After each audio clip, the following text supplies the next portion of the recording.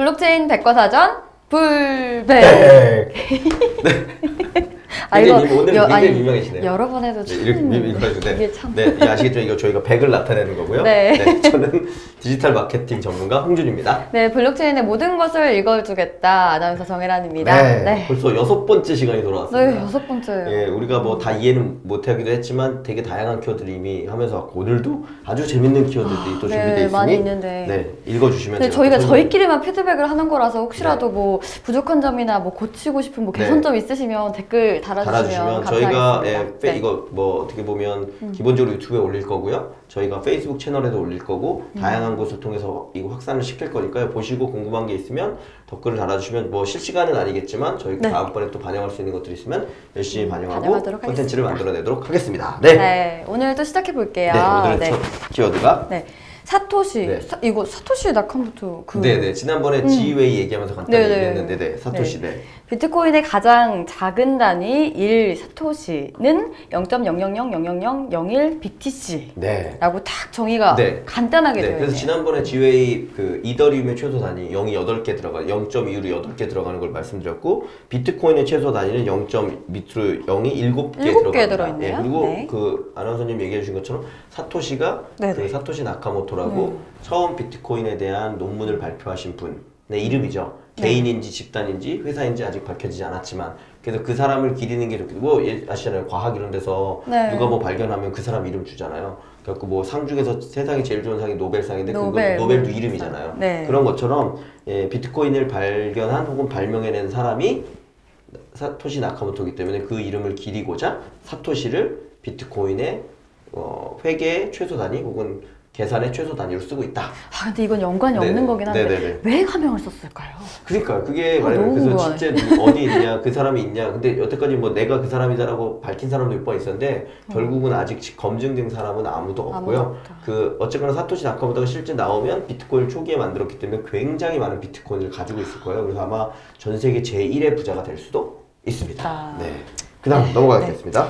두 번째 알트코인. 비트코인 이후에 나온 비트코인 대안의 암호화폐들을 일컬어 알트코인이라고 한다. 알트코인들은 비트코인이 가진 단점들을 개선하면서 자신들만의 강점을 부각하고 있다. 대표적인 비트코인의 알트코인으로는 라이트코인이 있다라고 하네요. 말장난하는 거죠. 비트코인, 알트코인, 라이트코인 말장난하는 거죠. 간단히 설명드리면 그냥 실제로 뒤에 나온 코인들은 되게 싫어해요. 우리는 왜 묶어서 마치 그런 거랑 비슷한 거죠. 뭐 그 기타 등등이라고 표현하거나 뭐 주식으로 얘기하면 잡주 이렇게 묶어서 표현할 때 그렇게 얘기하잖아요. 그럼 우리가 왜 잡동사니 중에 하나냐 이렇게 얘기하는 건데 워낙 대표적인 게 이제 비트코인이고 비트코인 이후에 나온 것은 다 원조가 있고 아류작이다. 그냥 이런 뜻이 있다고 보시면 되고 다만 얼터네이티브 코인이라고 돼 있으니까 약간 대안적인 코인? 혹은 비트코인의 단점을 보완해서 나온 그 이후의 코인이다. 그럼 비트코인의 단점을 극복한 이 알트코인만의 강점은 또 뭘까요? 그래서 여기 딱 언급된 라이트코인으로 말씀드리면 그리고 비트코인이 그때 말씀드렸듯이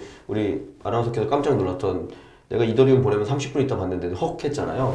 결국 속도가 너무 느리다가 문제거든요. 비트코인의 가장 큰 문제는 이렇게 많은 세상 사람들이 쓸 줄 몰랐기 때문에 속도가 점점점 많은 사람이 쓸수록 느려질 수밖에 없어요. 그런데 그 느려지는 게 블럭이 10분당 생성된다라고 이미 정의를 해놨기 때문에 고치기가 매우 어려워요.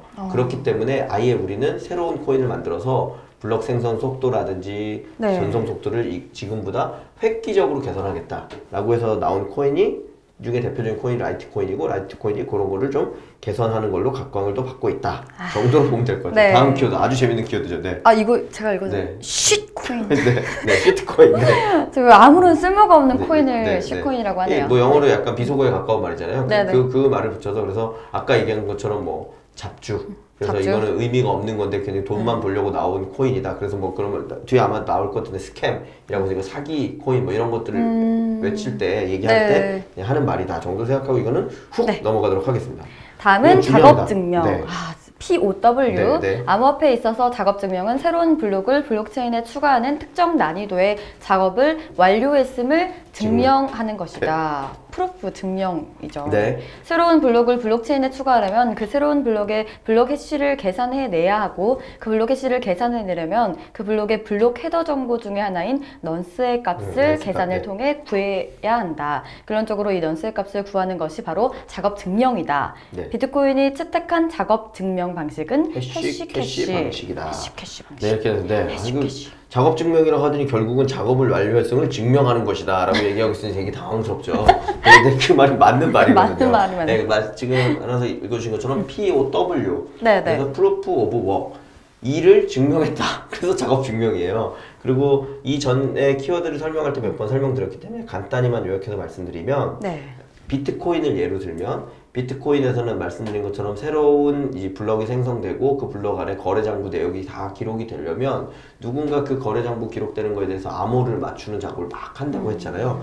그래서 그 암호를 맞추는 작업을 해서 내가 이 문제를 풀어서 암호를 맞췄고 그래서 새로운 블럭은 생성했어. 뭐 이런 증명을 자기가 만들고 나면 하도록 돼 있는 거거든요. 그래서 그렇게 하는 방식 자체를 작업 증명이라고 하는 거고, 그거에 들어가 있는 내용들이 아까 말씀드린 것, 여기 나와 있는 것처럼 블록 해시를 계산하는 거고, 블록 해시를 계산하려면 블록 헤더 중의 정보 중에 하나인 난스 값을 계산을 통해서 구하는 거고, 제가 그거를 지난번에도 막 설명드렸는데, 야, 암호가 7자리 그럼 1, 2, 3, 4, 5, 7 막 외쳐보는 거예요. 이 PC에서는 아나운서님 PC에서는 7, 6, 5, 4, 3, 2, 1 막 이렇게 던져봤더니 맞았어! 그럼 비트코인을 받는 거나 비슷하거든요. 그런 값을 계산하는 방식이고 말씀드린 것처럼 이게 비트코인에 사람들이 많이 암호를 풀려고 하면 난이도가 어려워지기도 하고 작업 증명의 난이도가 어려워진다고 하는 거거든요. 이제 비트코인이 이제 가격도 떨어지고 별 관심이 없어져서 PC들이 많이 빠지게 되면 난이도가 낮아지기도 하고 그렇게 되면서 계속 유지되고 있다. 그래서 비트코인 혹은 블록체인에 있어서 어떤 기술적인 것을 계속 연속해가는 가장 중요한 방식이 POW 방식이다. 다만 작업 증명이라는 방식은 다른 방식들도 있을 수 있기 때문에 최근에는 다른 방식들에 대해서 뒤에 나온 아까 위에 얘기한 알트코인들이 새로운 방식들을 계속 제안해내고 있는 상황이다. 다음 키워드에서 더 추가적인 설명을 드리도록 하겠습니다. 매우 중요한 키워드입니다. 네. 이거 저희끼리 뭐 얘기하는 것 중에 이게 뭐 가장 중요하다 뭐 이런 말을 좀 했었거든요. 읽어주시죠. 컨센서스. 블록체인과 같은 P2P 시스템에서 각 노드 간 정보 도달에 시간 차이가 있을 때 참가자들이 하나의 결과에 대한 합의를 얻기 위한 알고리즘이다. 합의 알고리즘을 이용하면 권한이 있는 사용자끼리의 특정 메커니즘 동작 후 블록체인에 저장되는 데이터의 신뢰성을 보장받을 수 있다. 그로 인해 블록체인의 상태가 안전하게 업데이트되고 유지되어 블록체인 내에 데이터 무결성이 보장된다. 자, 여기서 이제 데이터 무결성이란 말이 먼저 읽어보시면 대략 어떤 뜻인지 알 건데 좀 애매하잖아요. 그래서 저보러 지금 블록체인 비즈니스 혹은 블록체인 기술 관련된 가장 중요한 키워드 하나로만 얘기하라고 하면 물론 블록체인이란 말이 제일 중요하겠죠. 근데 그거에 대해서 내재적으로 가지고 있는 거에 가장 중요한 게 뭐냐고 하면 바로 이 컨센서스예요. 또 그냥 풀 단어로는 컨센서스 알고리즘. 그래서 보통은 컨센서스 알고리즘. 합의 알고리즘이라고 부르고요. 알고리즘은 뭔지 아시겠지만 수학적 증명을 하는 수식 이런 거 우리 알고리즘이라고 해서 이제 문과시니까 이제 이과 학생들이라든지 아니면은 대학에 와서라든지 어떤 문제를 풀기 위한 수식 이런 것들 보통 이제 알고리즘으로 표현을 하거든요. 이 알고리즘을 기가 막히게 잘 짜면 어려운 문제도 쉽게 푸는 경우들이 있고 이런 것과 비슷한 느낌이 이 블록체인 생태계, 블록체인 세상에 있다고 보시면 될 것 같아요. 그래서 여기 써 있는 것처럼 참가자들이 하나의 결과에 대한 합의를 얻기 위한 알고리즘 이걸 이제 보통 이제 컨센서스라고 부르게 되는 건데 이 합의 알고리즘이 중요한 이유는 그거에 따라서 아까 말씀드린 것처럼 데이터 무결성이 되는지 안 되는지에 대한 보장이 이루어지는 거예요. 데이터 무결성이라는 건 왜 중요하냐면 아까 이제 비트코인을 그냥 거슬러서 간단히 말씀드리면 예를 들면 제가 10,000원을 보내드렸어요. 10,000원을 보내드렸으면 그 10,000원을 잘 받았다 라고 할 때 시청자 누군가에게도 제가 10,000원을 똑같이 보내서 저는 10,000원밖에 없었는데 두 사람이 10,000원을 받았다라고 인정을 받게 되면 10,000원이 20,000원이 되는 일이 일어나잖아요. 그럼 이게 마술이 아니라 사기가 되는 거죠.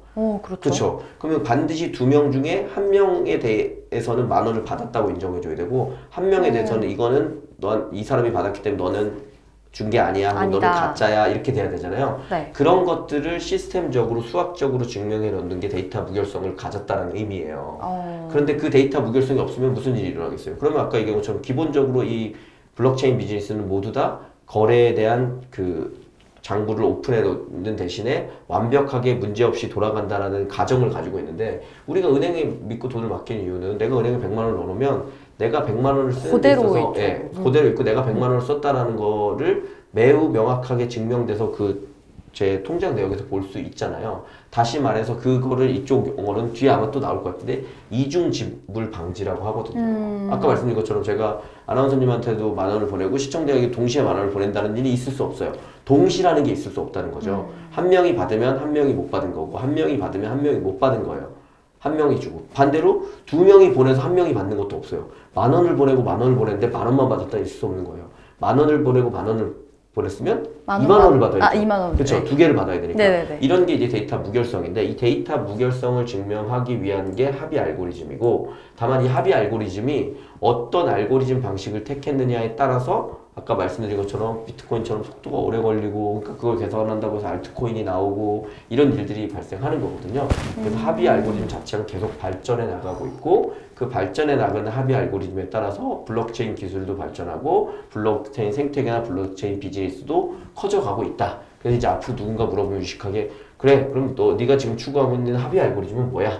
이런 얘기 한마디 해주면 그거에 대해서 대답을 잘하면 아 네가 대단한 사람이구나 하시면 되고 그거에 대해서도 대답을 못한다고 하면 아직 준비가 안 된 팀이거나 준비가 안 된 서비스를 가지고 있다. 홍 대표님이 추구하는 합의 알고리즘 뭘까요? 그러게요. 제가 추구하는 합의 알고리즘을 빨리 찾아야겠죠. 그래서 그것만 하나 더 말씀드리면 네네. 그래서 그 합의 알고리즘은 모든 이 블록체인 그 비즈니스 하는 사람들이 새로 만드는 건 아니에요. 아까 말씀드린 이더리움 같은 플랫폼이 되는 데 있잖아요. 구글 스토어, 애플 스토어 이런 것처럼 제가 볼 때 제가 말씀드릴 때 이더리움 생태계를 열었다, 무슨 뭐 아이콘 생태계를 열었다, 혹은 퀀텀 생태계를 열었다 이렇게 한다 그랬잖아요. 그런 생태계들이 기본적으로 합의 알고리즘이라는 걸 가지고 있어요. 근데 그 합의 알고리즘 중에 가장 증명이 잘 돼 있고 수학적으로 데이터 완결성까지 증명된 게 비트코인이 가지고 있는 합의 알고리즘이다. 그래서 아까 여기도 합의 알고리즘을 기준으로 나와 있는 거고 그 합의 알고리즘이 근데 속도가 너무 느리고 많은 사람들이 쓰기 어렵기 때문에 점점 더 좋은 형태로 발전된 합의 알고리즘을 개발해내고 있다. 근데 그 개발된 거는 아주 유력하게 좋은 형태로 발전은 하고 있지만 완벽하게 수학적으로 증명되었다거나 완벽하게 데이터 무결성을 입증하지 못한 경우들이 많기 때문에 아직도 지금 개발되어 가고 있는 과정이다 정도로 보시면 될 것 같습니다. 네. 참 대단하네요. 네네네. 그래서 여기는 알면 알수록 재미가 있고 알면 알수록 블록체인 비즈니스에 대한 깊이를 느낄 수 있기 때문에 지금 이제 우리 고작 한 20여 개 키워드를 했습니다. 네. 앞으로도 계속 따라오시면 재밌는 키워드를 잘 소개해 드리도록 하겠습니다. 네, 감사합니다. 네, 감사합니다.